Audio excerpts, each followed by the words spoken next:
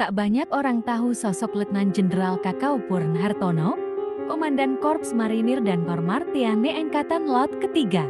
Kiprah Hartono bersama Satuan Elit Tentara Nasional Indonesia dengan ciri khas baret ungu harus berakhir tragis. Nama Hartono diabadikan menjadi nama ksatrian di Brigade Infanteri Brigif 2 Marinir yang terletak di Cilandak, Jakarta Selatan. Namun, nama Hartono baru dijadikan nama ksatrian milik Korps Marinir TNI Angkatan Laut 37 tahun setelah kematiannya.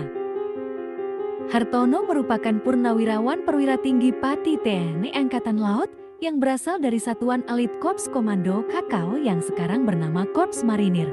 Sepanjang kariernya, Hartono mencapai puncak setelah ditunjuk menjadi Komandan Kakao periode 5 November tahun 1961 hingga 16 Oktober tahun 1968. Semasa hidupnya, Hartono dikenal sebagai seorang loyalis Presiden Republik Indonesia RI pertama, Soekarno Bung Karno. Di bawah kepemimpinan Hartono, Korps Marinir menjadi satuan elit yang paling setia membela Bung Karno.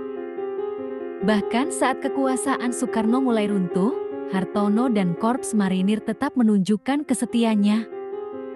Pernyataan dibuat oleh Hartono untuk membuktikan bahwa ia dan pasukannya akan senantiasa membela Bung Karno sebagai pemimpin besar revolusi adalah putih kata Bung Karno, putih kata Kakao, hitam kata Bung Karno, hitam kata Kakao.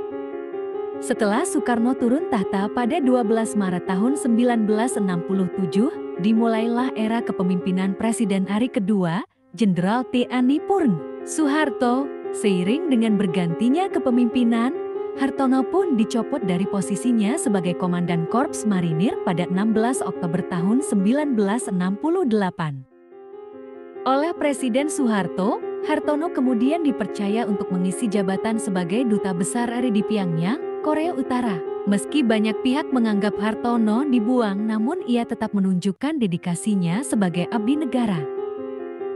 Hartono pun memboyong istri dan keempat anaknya ke Pyongyang untuk menjalankan tugas barunya sebagai Duta Besar RI.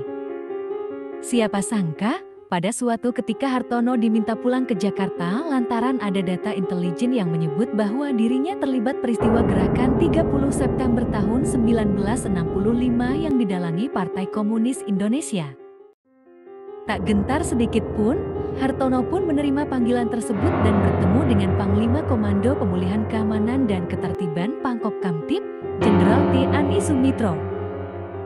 Usai pertemuannya dengan Sumitro, Hartono sempat pulang ke rumah ibunya. Pada suatu subuh, rumah ibu Hartono didatangi orang tak dikenal.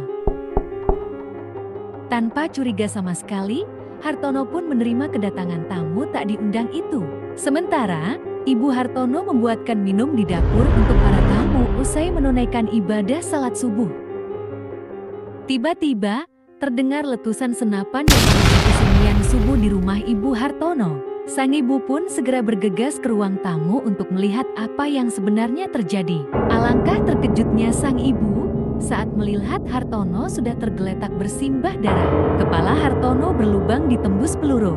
Sementara di dekat tubuh Hartono tergeletak sebuah pistol. Tubuh kaku Hartono pun segera dibawa ke Rumah Sakit Pusat Angkatan Darat RSPAD Gatot Subroto untuk diotopsi. Usai otopsi, Hartono dinyatakan meninggal dunia akibat bunuh diri dikarenakan satu dan lain hal. Hartono dianggap gagal menjalankan tugas sebagai Duta Besar RI di Korut, serta pengurangan postur kekuatan Kakao di era kepemimpinan Presiden Soeharto. Kematian Hartono hingga saat ini masih misterius. Pihak keluarga yang diwakili oleh sang istri, Grace Hartono, masih merasa ada kejanggalan usai kematian sang suami.